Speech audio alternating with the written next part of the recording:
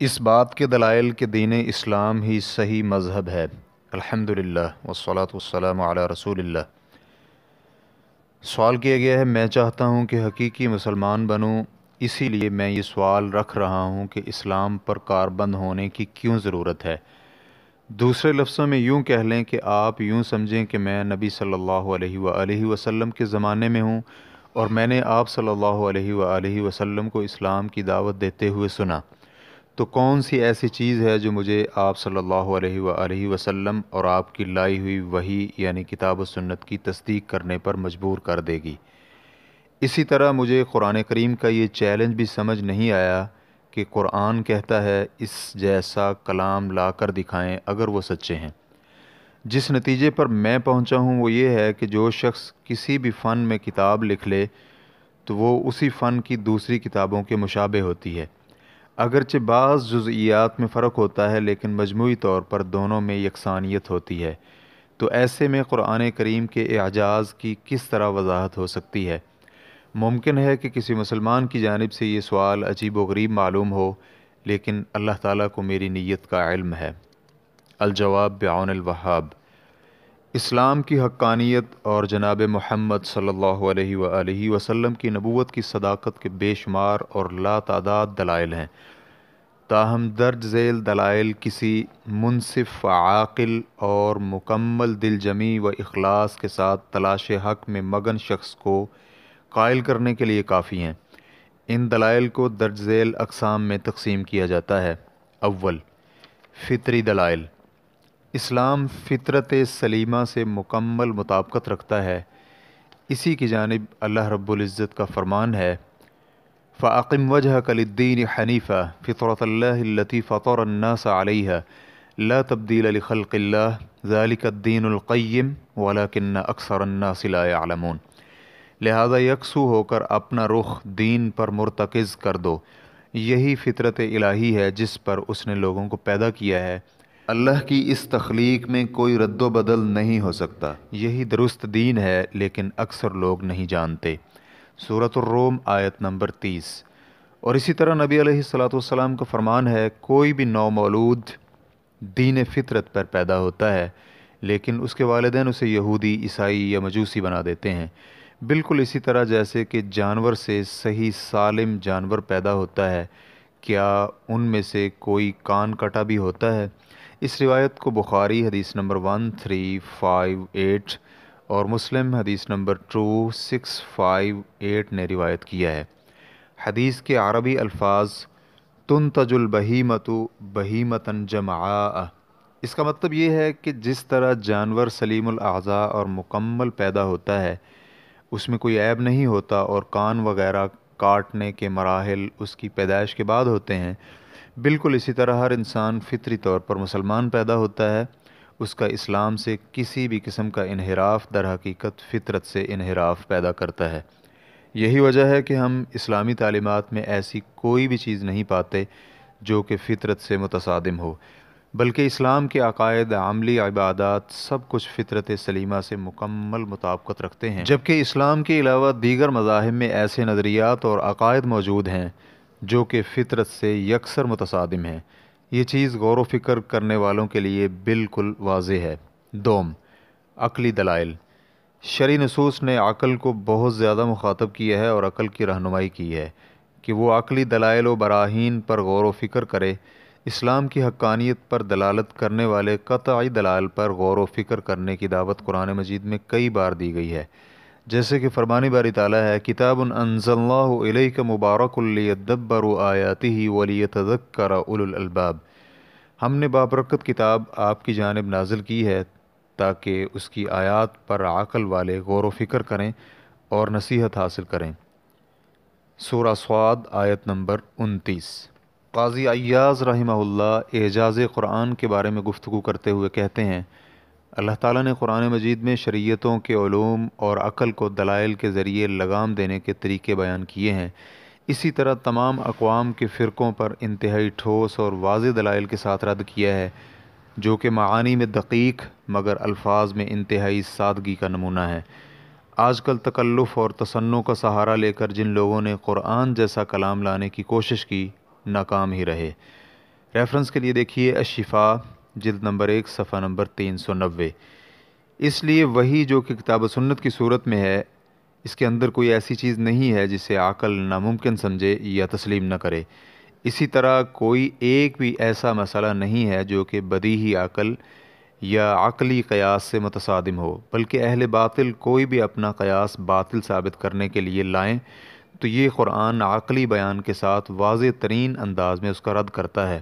فرمان باری تعالیٰ ہے وَلَا يَأْتُونَكَ بِمَثَلٍ إِلَّا جِئْنَاكَ بِالْحَقِّ وَأَحْسَنَ تَفْسِيرًا۔ جب بھی یہ کافر آپ کے پاس کوئی مثال اعتراض لائیں تو اس کا ٹھیک اور برجستہ جواب اور بہترین توجیہ ہم آپ کو بتلا دیں گے۔ سورۃ الفرقان آیت نمبر 33۔ اس آیت کی تفسیر کے بارے میں شیخ الاسلام ابن تیمیہ رحمہ اللہ کہتے ہیں، یہاں اللہ تعالیٰ نے یہ خبر دی ہے کہ کفار کوئی بھی عقلی قیاس اپنے باطل کو ثابت کرنے کے لیے تمہارے پاس لے کر آئیں تو اللہ تعالیٰ حق بات اس کے مقابلے میں لے آتا ہے۔ اللہ تعالیٰ ایسی دلیل، مثال اور وضاحتی بیان لے کر آتا ہے جو ان کے کلام سے زیادہ واضح ہوتا ہے اور کفار کے لائے ہوئے قیاس سے کہیں اچھے انداز کے ساتھ حق واضح کرتا ہے۔ ریفرنس کے لیے دیکھیے مجموع الفتاویٰ جلد نمبر 4 صفحہ نمبر 106۔ قرآن کریم میں عقلی دلائل کی مثالوں میں سے اللہ تعالیٰ کا یہ فرمان بھی ہے، افلا یتدبرون القرآن ولو کان من عند غیر اللہ لوجدوا فیہ اختلافا کثیرا۔ کیا یہ لوگ قرآن پاک میں غور نہیں کرتے؟ اگر یہ قرآن اللہ کے علاوہ کسی اور کی طرف سے ہوتا تو اس میں بہت سے اختلاف پاتے۔ سورۃ النساء آیت نمبر 82۔ تفسیر قرطبی میں اس آیت کی تفسیر کچھ یوں ہے، یہ یقینی امر ہے کہ بہت زیادہ کلام کرنے والے شخص کی باتوں میں تناقضات اور اختلافات بھی بہت زیادہ ہوتا ہے، چاہے اختلاف کا تعلق کلام کے وصف اور لفظ سے ہو یا معنوی معیار میں کمی کی بنا پر ہو یا تناقض کی بنا پر ہو یا سراسر جھوٹ کی وجہ سے، لیکن اللہ تعالیٰ نے قرآن پاک نازل فرمایا اور انہیں حکم دیا کہ قرآن مجید پر غور و فکر کریں۔ انہیں قرآن مجید میں بتلائی گئی غیبی خبروں اور راز و نیاز کی باتوں میں کوئی وصفی یا معنوی اختلاف نظر نہیں آئے گا، ان میں کسی قسم کا تناقض یا جھوٹ نہیں ملے گا۔ ریفرنس کے لیے دیکھیے الجامع لاحکام القرآن جلد نمبر 5 صفحہ نمبر 290۔ اسی طرح تفسیر ابن کثیر میں ہے، مطلب یہ ہے کہ اگر قرآن مجید خود ساختہ اور من گڑت ہوتا، جیسے کہ جاہل، مشرک اور منافقین دل ہی دل میں ایسی باتیں کرتے پھرتے ہیں، تو انہیں قرآن مجید میں بہت سا اختلاف اور تناقض نظر آتا، لیکن قرآن مجید میں ایسا کچھ نہیں ہے، یہ اختلاف سے پاک صاف ہے، لہٰذا ثابت ہوا کہ قرآن مجید اللہ تعالیٰ کی طرف سے ہی ہے۔ تفسیر القرآن العظیم جلد نمبر 1 صفحہ نمبر 802۔ سوم، معجزے اور نبوت کی نشانیاں۔ اللہ تعالیٰ نے نبی علیہ الصلاۃ والسلام کو متعدد معجزے عطا کیے، خرق عادت امور اور حسی نشانیاں عطا فرمائی جو صداقت نبوت اور رسالت کی دلیل ہیں، جیسے کہ آپ علیہ الصلاۃ والسلام نے چاند کو 2 ٹکڑے کر دیا، کھانے اور کنکریوں نے آپ کے سامنے تسبیح پڑھی، آپ کی انگلیوں سے پانی بہنے لگا، کھانے میں برکت ہوگی، اور دیگر ایسے معجزے اور نشانیاں ہیں جنہیں بہت بڑی تعداد نے اپنی آنکھوں سے دیکھا اور ہم تک یہ واقعات صحیح سند کے ساتھ پہنچے جو کہ معنوی اعتبار سے تواتر کی حد تک پہنچتے ہیں اور ان سے یقین حاصل ہوتا ہے۔ جیسے کہ عبداللہ بن مسعود رضی اللہ عنہ بیان کرتے ہیں کہ رسول اللہ صلی اللہ علیہ وآلہ وسلم کے ساتھ ایک سفر میں تھے تو پانی کم ہو گیا، اس پر آپ علیہ الصلاۃ والسلام نے فرمایا جتنا پانی بچا ہوا ہے وہ لے آؤ، تو صحابہ کرام ایک برتن لے کر آئے جس میں معمولی سا پانی تھا، تو آپ علیہ الصلاۃ والسلام نے اپنا ہاتھ پانی میں ڈالا اور فرمایا آ جاؤ بابرکت اور پاک پانی کی جانب، یہ برکت اللہ تعالیٰ کی طرف سے ہے۔ تو میں نے دیکھا کہ پانی نبی علیہ الصلاۃ والسلام کی انگلیوں سے پھوٹ رہا تھا اور ہم کھانے کی تسبیحات سنتے تھے حالانکہ اسے کھایا جا رہا ہوتا تھا۔ بخاری حدیث نمبر 3579۔ چہارم، پیشین گوئیاں۔ پیشین گوئیوں سے یہاں وہ خبریں مراد ہیں جو آپ صلی اللہ علیہ وآلہ وسلم کو بذریعہ وحی بتلائی گئیں اور آپ صلی اللہ علیہ وآلہ وسلم نے وہ خبریں لوگوں کو بتلا دیں، چاہے یہ خبریں آپ کی زندگی میں پوری ہوئیں یا وفات کے بعد۔ چنانچہ آپ صلی اللہ علیہ وآلہ وسلم نے مستقبل کے بارے میں جو بھی پیشین گوئی فرمائی وہ مستقبل میں بالکل اسی طرح رونما ہوئی۔ یہ اس بات کی دلیل ہے کہ اللہ تعالیٰ نے آپ کو وحی کے ذریعے بتلا دیا تھا اور آپ کو ایسے غیبی امور دکھا دیے تھے جن تک وحی کے بغیر پہنچنا ممکن نہیں۔ مثال کے طور پر حدیث میں ہے کہ اس وقت تک قیامت قائم نہیں ہوگی جب تک حجاز سے ایک آگ نمودار نہ ہو جو بصرہ میں اونٹوں کی گردنوں کو روشن کر دے گی۔ یہ حدیث صحیح بخاری حدیث نمبر 7118 اور مسلم حدیث نمبر 2902 میں موجود ہے۔ یہ واقعہ سن 654 ہجری کو ایسے ہی رونما ہو چکا ہے جیسے آپ علیہ الصلاۃ والسلام نے ہمیں بتلایا تھا، یعنی آپ صلی اللہ علیہ وسلم کی وفات کے تقریباً 644 سال بعد مورخین نے اس چیز کا ذکر اپنی کتابوں میں کیا ہے، جیسے کہ ابو شامہ مقدسی رحمہ اللہ نے اپنی کتاب ذیل الروضتین میں لکھا ہے۔ ابو شامہ رحمہ اللہ ان علماء کرام میں ہیں جن کی زندگی میں یہ واقعہ رونما ہوا تھا۔ اسی طرح اس واقعے کو حافظ ابن کثیر رحمہ اللہ نے البدایہ والنہایہ جلد نمبر 13 صفحہ نمبر 219 میں لکھا ہے کہ پھر اس کے بعد 654 کا سال شروع ہوا اور اسی سال میں سرزمین حجاز پر آگ نمودار ہوئی جس کی وجہ سے بصرہ میں اونٹوں کی گردنیں روشن ہو گئیں، بالکل اسی انداز سے جیسے بخاری اور مسلم کی متفقہ روایت میں ہے۔ اس کی پیشین گوئی کی گئی تھی۔ اس آگ کے بارے میں شیخ امام علامہ حافظ شہاب الدین ابو شامہ مقدسی رحمہ اللہ نے اپنی کتاب ذیل الروضتین اور اس کی شرح میں اس کے متعلق لکھا ہے۔ اس کی تفاصیل انہوں نے حجاز سے دمشق آنے والے بہت سے خطوط کی روشنی میں لکھی ہیں۔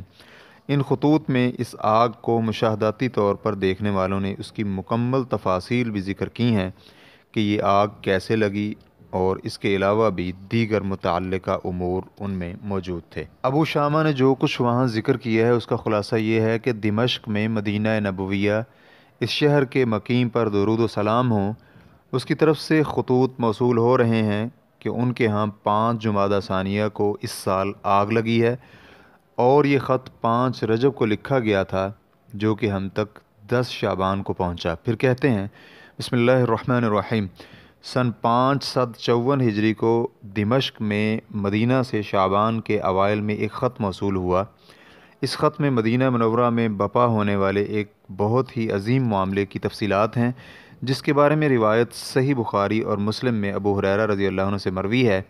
آپ کہتے ہیں کہ رسول اللہ صلی اللہ علیہ وآلہ وسلم نے فرمایا، قیامت اس وقت تک قائم نہیں ہوگی جب تک سرزمین حجاز سے ایک آگ نہ نکلے جس کی روشنی میں بصرہ کے اونٹوں کی گردنیں روشن ہو جائیں گی۔ تو اس پر مجھے ایسے شخص نے بتلایا جسے میں معتمد سمجھتا ہوں، اور اس نے خود اس روشنی کو دیکھا بھی ہے کہ اس تک یہ بات پہنچی کہ انہوں نے اس کی روشنی میں تیماء نامی جگہ پر کتابیں لکھی ہیں۔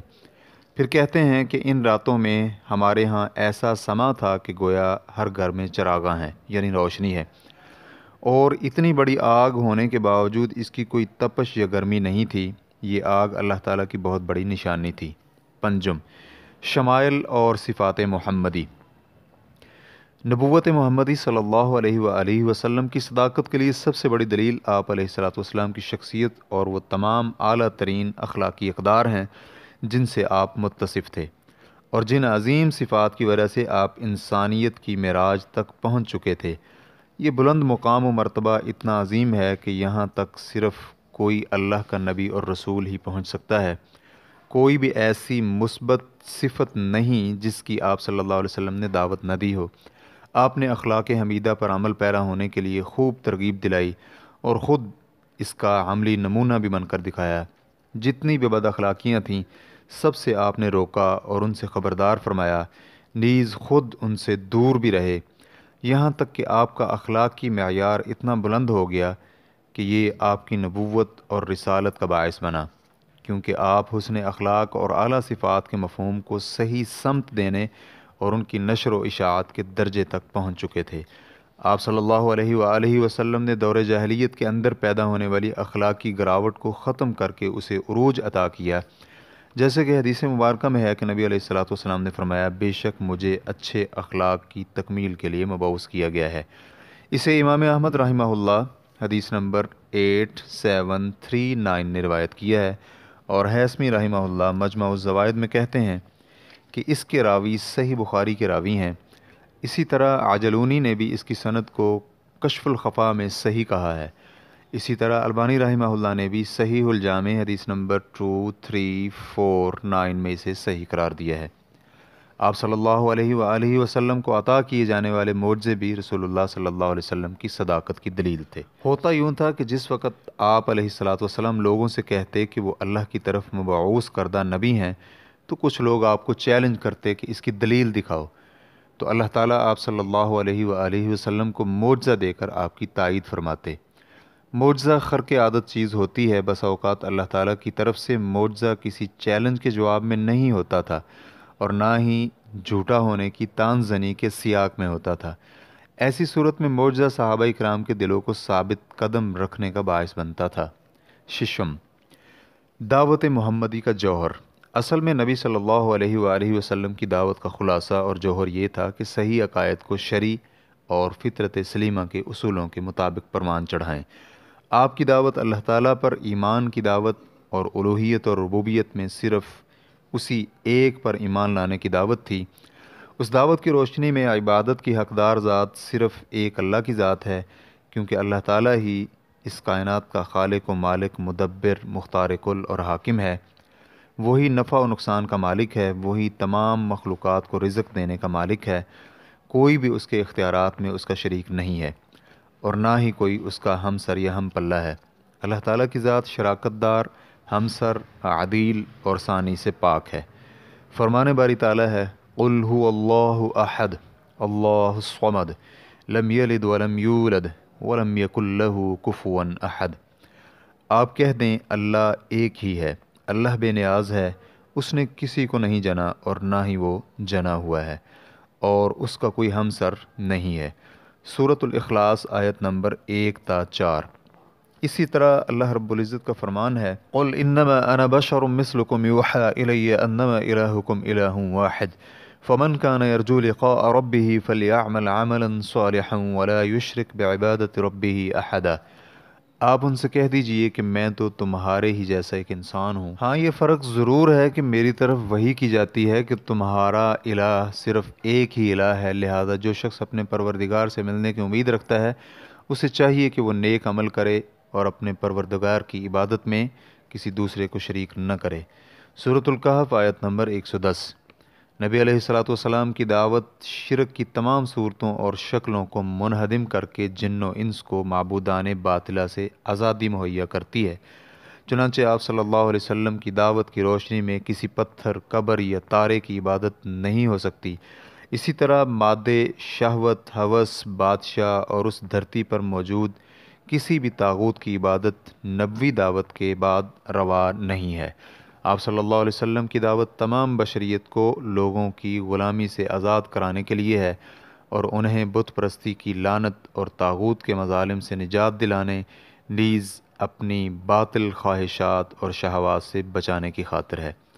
آپ صلی اللہ علیہ وآلہ وسلم کی بابرکت دعوت سابقہ تمام ربانی رسالتوں کی طرح عقیدہ توحید کی جانب بلاتی ہے۔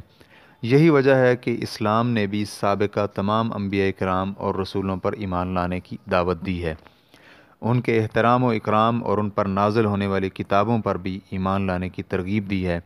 چنانچہ جو دعوت ایسی جامع ہو تو وہ بلا شک و شبہ دعوت حق ہے۔ ہفتم، نبی صلی اللہ علیہ وسلم اور دین اسلام کے متعلق سابقہ کتابوں میں بشارتیں۔ سابقہ انبیاء کرام کی کتابوں میں دین اسلام اور جناب محمد صلی اللہ علیہ وسلم کے آنے کی خوشخبری کا ذکر موجود ہے۔ قرآن کریم بھی ہمیں یہ بتلاتا ہے کہ تورات اور انجیل میں نبی علیہ الصلاۃ والسلام کی بشارتیں موجود ہیں۔ کچھ تو ایسی ہیں کہ جو عین آپ کے نام اور اوصاف کو بیان کرتی ہیں۔ فرمان باری تعالیٰ ہے، الذین یتبعون الرسول النبی الامی الذی یجدونہ مکتوبا عندہم فی التوراۃ والانجیل یأمرہم بالمعروف وینہاہم عن المنکر ویحل لہم الطیبات وَيُحَرِّمُ عَلَيْهِمُ الْخَبَائِثَ وَيَضَعُ عَنْهُمْ إِصْرَهُمْ وَالْأَغْلَالَ الَّتِي كَانَتْ عَلَيْهِمْ۔ جو لوگ اس رسول کی پیروی کرتے ہیں جو نبی امی ہے، جس کا ذکر وہ اپنے ہاں تورات اور انجیل میں لکھا ہوا پاتے ہیں، وہ رسول انہیں نیکی کا حکم دیتا ہے اور برائی سے روکتا ہے، ان کے لیے پاکیزہ چیزوں کو حلال اور گندی چیزوں کو حرام کرتا ہے، ان کے بوجھ ان پر سے اتارتا ہے اور وہ بندشیں کھولتا ہے جن میں وہ جکڑے ہوئے تھے۔ لہذا جو لوگ اس پر ایمان لائے اور اس کی حمایت اور مدد کی اور اس روشنی کی پیروی کی جو اس کے ساتھ نازل کی گئی ہے، تو یہی لوگ فلاح پانے والے ہیں۔ سورۃ الاعراف آیت نمبر 157۔ اللہ تعالیٰ کا یہ بھی فرمان ہے وَإِذْ قَالَ عِيسَى ابْنُ مَرْيَمَ يَا بَنِي إِسْرَائِيلَ إِنِّي رَسُولُ اللَّهِ إِلَيْكُمْ مُصَدِّقًا لِمَا بَيْنَ يَدَيَّ مِنَ التَّوْرَاةِ وَمُبَشِّرًا بِرَسُولٍ يَأْتِي مِن بَعْدِ اسْمُهُ احمد۔ اور جب عیسیٰ ابن مریم نے کہا اے بنی اسرائیل میں یقیناً تمہاری طرف اللہ کا بھیجا ہوا رسول ہوں اور اس تورات کی تصدیق کرنے والا ہوں جو مجھ سے پہلے نازل ہوئی، اور ایک رسول کی بشارت دینے والا ہوں جو میرے بعد آئے گا اور اس کا نام احمد ہوگا۔ سورۃ الصف آیت نمبر 6۔ اور دوسری طرف یہود و نصارہ کی کتابیں تورات اور انجیل میں اب بھی ایسی بشارتیں موجود ہیں جو آپ صلی اللہ علیہ وسلم کی بعثت اور رسالت کے بارے میں خوشخبری دیتی ہیں اور آپ کے کچھ اوصاف بھی بیان کرتی ہیں، حالانکہ ان بشارتوں کو مٹانے اور تبدیل کرنے کی بہت کوششیں کی گئیں لیکن پھر بھی کچھ بچ گئیں، جیسا کہ کتاب الاستثناء باب نمبر 33 فقرہ نمبر 2 میں ہے۔ اور اس نے کہا خداوند سینا سے آیا اور شعیر سے ان پر آشکارا ہوا، وہ کوہ فاران سے جلوہ گر ہوا۔ اب یہاں پر معجم البلدان جلد نمبر 3 صفحہ نمبر 301 میں ہے کہ لفظ فاران میں را کے بعد الف ہے اور آخری حرف نون ہے۔ یہ عبرانی سے عربی میں آیا ہے اور یہ مکہ کے ناموں میں سے ایک نام ہے جس کا ذکر تورات میں ملتا ہے۔ بعض کا یہ بھی کہنا ہے کہ یہ مکہ کی پہاڑیوں میں سے ایک پہاڑی کا نام ہے۔ ابن معقولہ ابو بکر بن نصر بن قاسم بن قزاعہ القزاعی الفارانی الاسکندرانی کہتے ہیں کہ میں نے یہ سنا ہے کہ ان کی نسبت فاران کے پہاڑوں کی جانب ہے اور یہ حجاز میں واقع ہیں۔ اسی طرح تورات میں ہے خداوند سینا سے آیا اور شعیر سے آشکارا ہوا اور فاران سے آیا ہوا۔ اس فقرے میں خداوند سینا سے آیا کا مطلب یہ ہے کہ اللہ تعالیٰ نے موسیٰ علیہ السلام سے گفتگو کی، اور شعیر سے آشکارا ہوا، اس میں شعیر سے مراد فلسطین کے پہاڑ مراد ہیں کہ اللہ تعالیٰ نے عیسیٰ علیہ السلام پر وہاں انجیل نازل فرمائی، اور فاران سے آیا ہوا اس سے محمد صلی اللہ علیہ وسلم پر قرآن کریم نازل ہونا مراد ہے۔ ہشتم قرآن کریم سب سے عظیم ترین واضح اور جلیل القدر معجزہ ہے۔ قرآن کریم مخلوق الہی کے لیے قیامت کے دن تک مسلمہ حجت اور دلیل ہے۔ قرآن کریم میں کئی اعتبار سے معجزہ ہونے کی صلاحیت ہے۔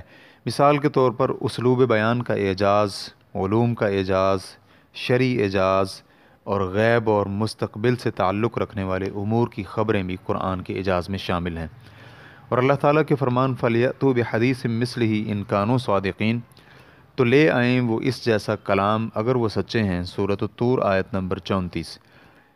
اس کا مقصود ان لوگوں کا رد ہے جنہوں نے کہا تھا کہ یہ قرآن نبی علیہ الصلوۃ والسلام خود سے گھڑ لاتے ہیں، تو قرآن نے انہیں چیلنج کیا کہ اگر وہ اپنے اس دعوے میں سچے ہیں تو وہ بھی اسی طرح کا کلام گھڑ لائیں، کیونکہ اس دعوے کا مطلب یہ بنتا ہے کہ ان کے ہاں قرآن مجید جیسا کلام لانا انسانی قوت سے بالاتر نہیں ہے۔ تو اگر ان کا دعویٰ سچا ہے تو وہ اس جیسا قرآن کیوں نہیں لے کر آتے، حالانکہ وہ بھی فصاحت و بلاغت کے شاہسوار تھے۔ اللہ تعالیٰ نے کفار کو یہ چیلنج کیا کہ وہ بھی قرآن کے مقابلے میں کچھ لے کر آئیں، لیکن وہ اس میں ناکام رہے، جیسے کہ قرآن کریم نے خود اس بات کا تذکرہ فرمایا ہے۔ قُلْ لَئِنِ اجْتَمَعَتِ الْإِنسُ وَالْجِنُّ عَلَىٰ أَن يَأْتُوا بِمِثْلِ هَٰذَا الْقُرْآنِ لَا يَأْتُونَ بِمِثْلِهِ وَلَوْ كَانَ بَعْضُهُمْ لِبَعْضٍ ظَهِيرًا۔ آپ ان سے کہہ دیں کہ اگر تمام انسان اور جن سب قرآن جیسی کوئی چیز بنا کر لانے کے لیے جمع ہو جائیں تو نہ لا سکیں گے، خواہ وہ سب کے سب ایک دوسرے کے مددگار ہی کیوں نہ بن جائیں۔ سورۃ الاسراء آیت نمبر 88۔ اللہ تعالیٰ نے انہیں یہ بھی کہا کہ قرآن مجید کی صرف 10 صورتیں جیسی صورتیں ہی لے آؤ، لیکن وہ ناکام رہے۔ اس کا ذکر کرتے ہوئے فرمایا ام یقولون افتراہ قل فأتوا بعشر سور مثلہ مفتریات ودعوا من استطعتم من دون اللہ ان کنتم صادقین۔ کیا وہ یہ کہتے ہیں کہ اس قرآن کو اسی نے گھڑا ہے؟ جواب دیجئے کہ پھر تم بھی اسی کی مثل 10 صورتیں گھڑی ہوئی لے آؤ، اور اللہ کے سوا جسے چاہو اپنے ساتھ بلا بھی لو اگر تم سچے ہو۔ سورہ ہود آیت نمبر 13۔ پھر انہیں یہ بھی دعوت دی گئی کہ وہ اس جیسی صرف ایک ہی صورت لے آئیں، لیکن اس میں بھی وہ ناکام رہے۔ اللہ رب العزت کا فرمان ہے وَإِن كُنتُمْ فِي رَيْبٍ مِّمَّا نَزَّلْنَا عَلَىٰ عَبْدِنَا فَأْتُوا بِسُورَةٍ مِّن مِّثْلِهِ وَادْعُوا شُهَدَاءَكُم مِّن دُونِ اللَّهِ إِن كُنتُمْ صَادِقِينَ۔ اگر تمہیں اس کلام میں شک ہے جو ہم نے اپنے بندے پر نازل کیا ہے تو تم بھی اس جیسی ایک صورت ہی لے آؤ، اور اللہ کو چھوڑ کر اپنے سب ہم نواؤں کو بھی بلا لو اگر تم سچے ہو۔ سورۃ البقرہ آیت نمبر 23۔ اب یہ تفصیل کہ قرآن مجید کس اعتبار سے معجزہ ہے، اس بارے میں علماء کرام کی مختلف آراء ہیں۔ ان میں سے سب سے بہتر، جیسے کہ آلوسی رحمہ اللہ کہتے ہیں، قرآن پاک کلی اور جزوی ہر اعتبار سے معجزہ ہے، یہاں تک کہ قرآن مجید کی چھوٹی سے چھوٹی صورت بھی معجزہ ہے۔ صورت کی ترتیب اور سیاق و سباق، بلاغت، غیبی امور کی خبریں، عقل اور مانوی باریک بینی میں مطابقت وغیرہ، ان سب چیزوں کا مماثل لانے سے انسانیت عاجز ہے۔